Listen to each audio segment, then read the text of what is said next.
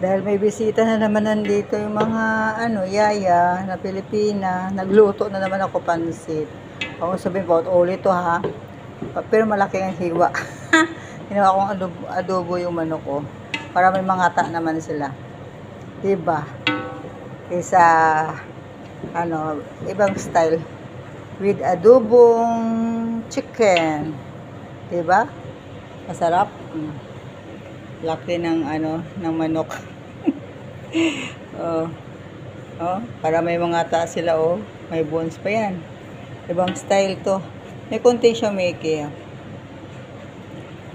Yan, okay na to guys. Lagyan ko na lang ng kusbara. Ito na guys, kusbara na. Maya, kain na yan sila.